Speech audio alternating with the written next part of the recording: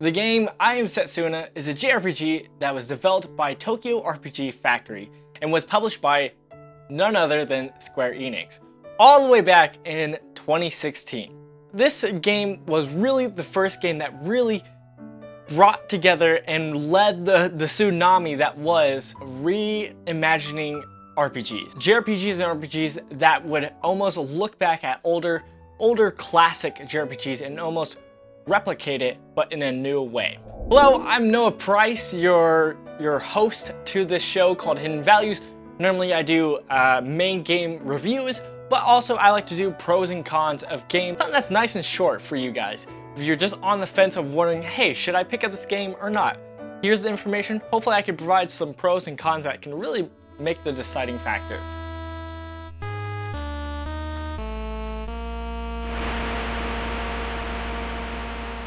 Without wasting your time, let's just start right off the bat with the pros. We'll first start with the gameplay side of things, and then we'll talk a tiny bit of the story. On the gameplay side, the most founding thing that everybody looks at as the most uniqueness and probably the best part of it is that it's very similar to the classic RPG of Chrono Trigger. Now, Chrono Trigger is in itself an amazing game and looked at as many as the best JRPG ever, if not the best game ever in general. Chrono Trigger is famous for its unique battle system and mechanics that it implemented alongside its own unique story.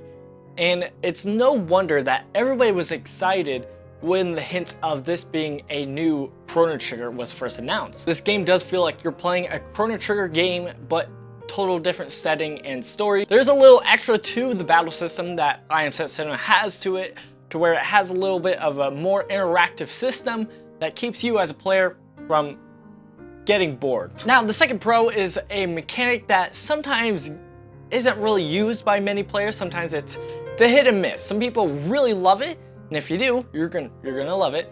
If you don't, then that's okay. It won't hurt your experience at all, but it could still influence it a little bit.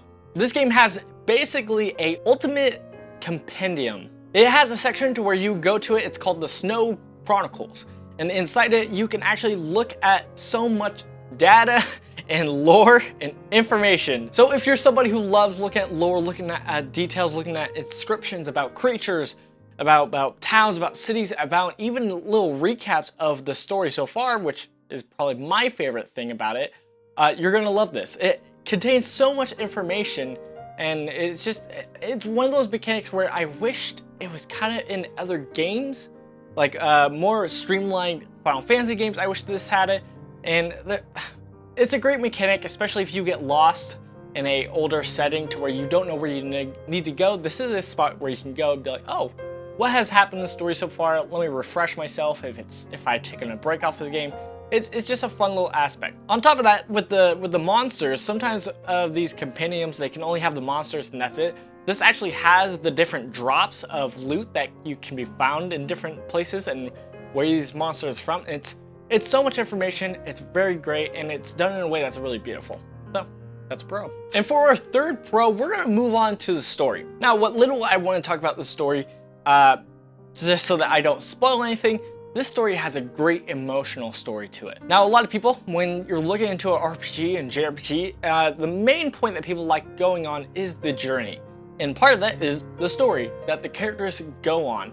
And I would say this is a perfect one. If you love stories in video games, this is the one you want to go for. This is it. It has a little bit of a slow start at the beginning, I would say, but as it keeps getting farther and farther and farther, it gets so much more richer, and I'm scared to say convoluted, because that can be an off-put to some people. It's not that convoluted. They explain it. It expounds more than you may think it will. And I swear, every single part, as farther you get closer to the end, the better the story is, which should be a good thing. Now, moving on to the cons.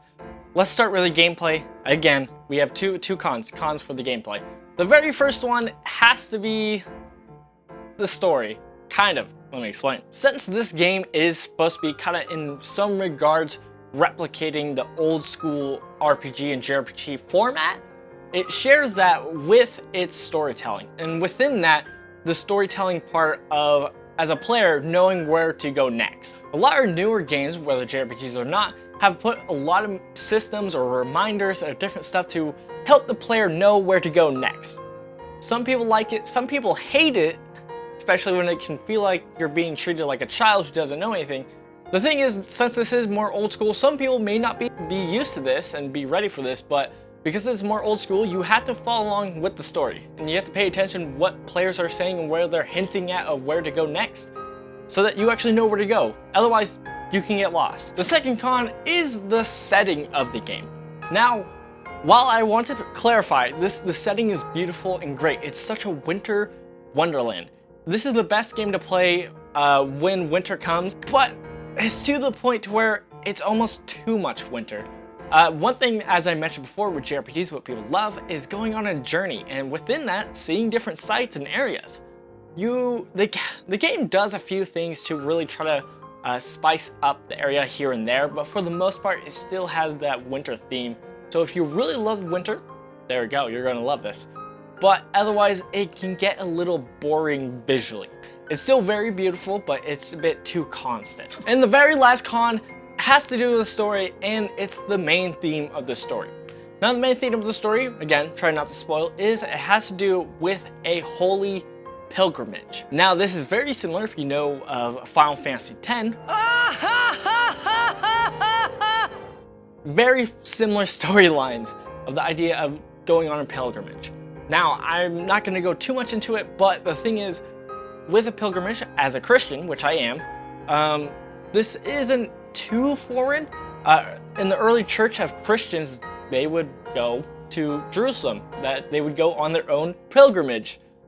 So it's not like it's necessarily a secular thing, but it's not really practiced too much today with Christians, and other religions do practice their own holy pilgrimage. If you want to know more, I will be having a video coming out on a more in-depth look at I Am Setsuna that will go a little bit more deeper into this specifically in this game.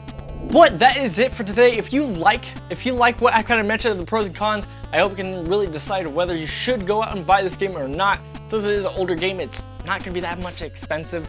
I would say I would recommend it to anybody who loves RPGs or JRPGs. I would suggest it to anybody. But I hope you guys liked the video. If you did, thank you so much, and look out for that video.